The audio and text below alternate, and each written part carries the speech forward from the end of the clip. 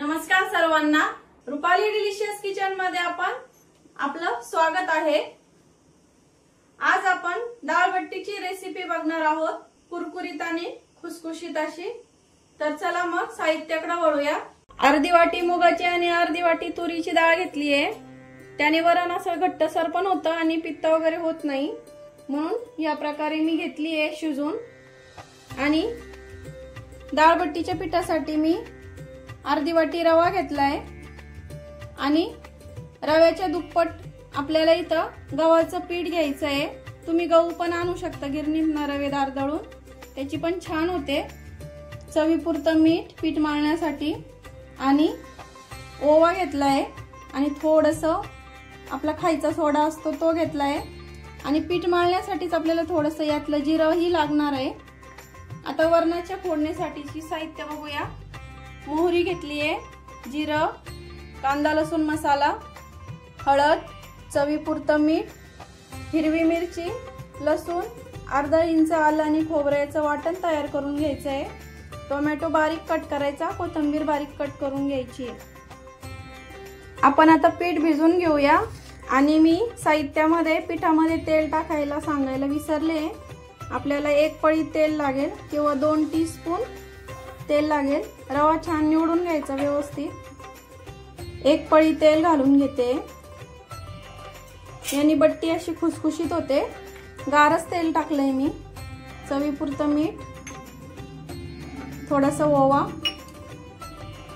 चिमूटभर खायचा सोडा, अर्धा चमचा जिरं इथं आपल्याला हातावर चोळून घ्यायचं आहे। आता हे पीठ मी घट्टसर मळून घेते। गरम करायला ठेवलं इथं। आता त्यामध्ये थोडंसं 1 टीस्पून आपल्याला तेल टाकून घ्यायचं आहे आणि पाणी उकळेपर्यंत मी इथं पिठाचे छोटे छोटे गोळे पण करून घेणार आहे। म्हणजे पाणी उकळलं की आपल्याला लगेच त्यामध्ये सोडता येईल। आणि आपल्याला जे पाणी उकळणार आहे त्याच पाण्याची तेच पाणी वरणाला पण वापरायचं आहे। त्यामुळे वरणाला फोडणी पण नंतर द्यायची आहे। वरण इथं मी छान शिजून घेतलंय, बघू शकता घेतलंय या प्रकारे। आता मी तुम्हाला फक्त एक डेमो दाखवते कसं। एकदम सिंपल आहे, छोटे छोटेच गोळे करायचे आहे, कारण ते उकडल्यानंतर डबल फुगतात। आणि हाताला थोडंसं तेल घ्यायचं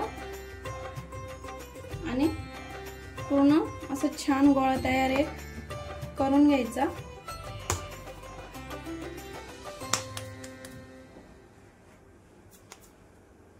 आता सगळे गोळे मी असेच करून घेते याप्रमाणे।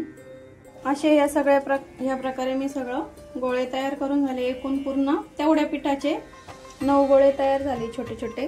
पाण्याला उकळी आली आहे। आता पाण्यात हळूहळू सोडून द्यायचे, हळूच सोडायचे, पाणी उडू शकतं हातावरती। गॅस कमी करायचा, थोडासा मीडियम करायचा। आणि मी ज्या कुकर मध्ये डाळ शिजवून घेतली आहे त्याच कुकर मध्ये टाकले उकडायला डाळ काढून।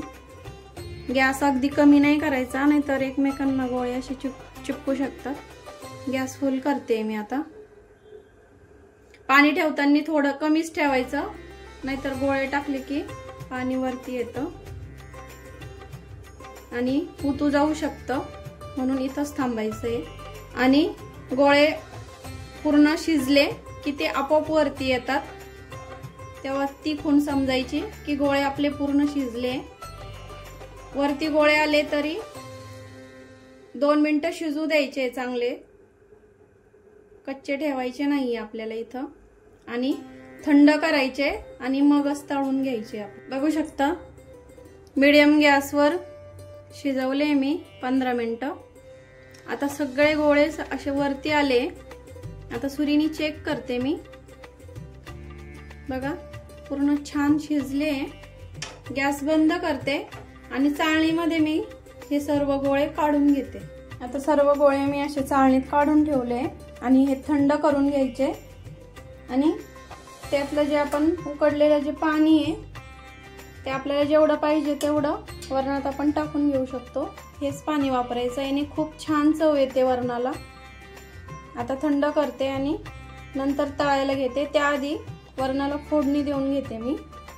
लसूण, हिरवी मिरची आणि खोबऱ्याचं वाटण इथं वाटून घेतलंय मी।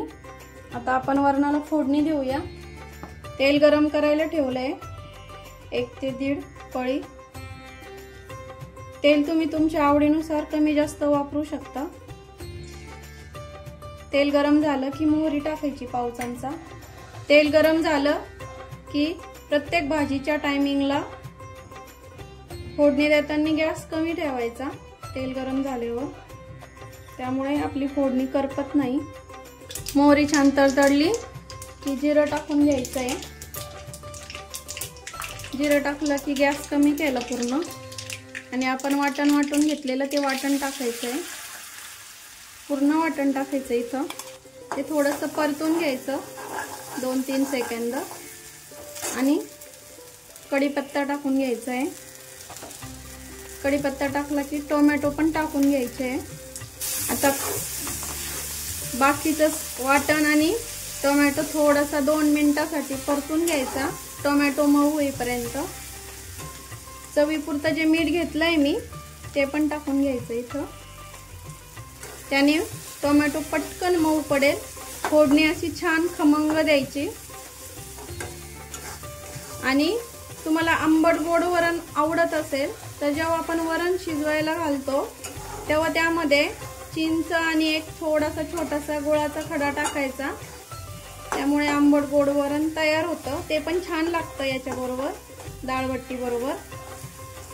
आता हे छान परतलंय वाटण आणि हे वरणामध्ये मी आधी थोडीशी हळद टाकून घेतली, त्यामुळे मी अगदी पाव चमच्यालाही कमी टाकते। आणि कांदा लसूण मसाला 1 चमचा। मिरची मसाले तुम्ही कमी अधिक करू शकता तुमच्या आवडीप्रमाणे। आता मसाले टोमॅटो सगळं परतलं की इथं वरण टाकून घ्यायचंय।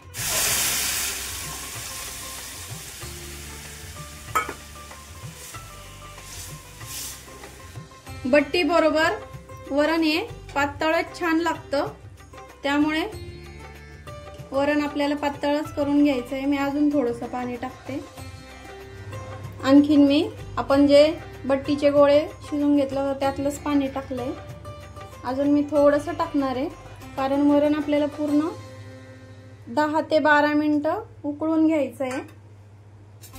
आता इथं मी थोडीशी कोथिंबीर टाकते। मिठाचा अंदाज तुम्हाला आधी येत नसेल तर तुम्ही आत्ताही या स्टेजला टाकू शकता, या टायमिंगला टाकायचं। आता तेल गरम करायला ठेवते मी इकडं एक साइडला आणि बट्ट्या पण कट करून घेते। बट्ट्या छान थंड झाल्या असतील। तेल गरम झालंय आणि बट्ट्या तुम्ही अशा प्रकारेही कट करू शकता। अशा कट केल्याने खूप क्रिस्पी तळतात आणि अशा चौकोनी पण करू शकता। एका बट्टीचे जवळपास 8 ते 9 कट केले मी इथं। असे पण करू शकता आणि असे पण करू शकता। तर आता चला मग तळून घेऊया। दोन्ही दाखवते मी तुम्हाला कसे होतात ते। रेसिपी नक्की ट्राय करा, खूप खुसखुशीत आणि छान होते। आपल्याला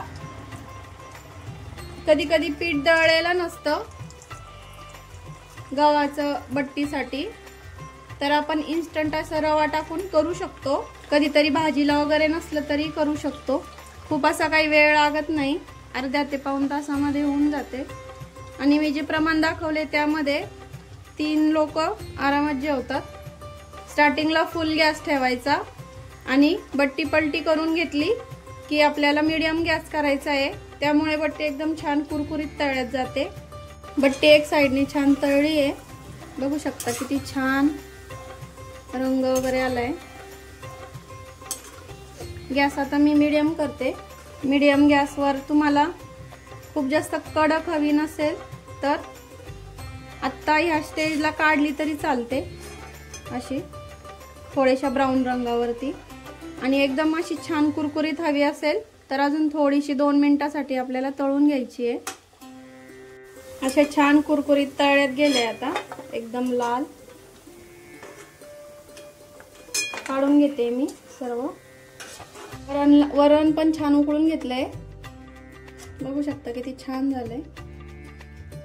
बट्टे आता मी इथं दोन्ही पण प्रकारे छान तळून घेतले आहे.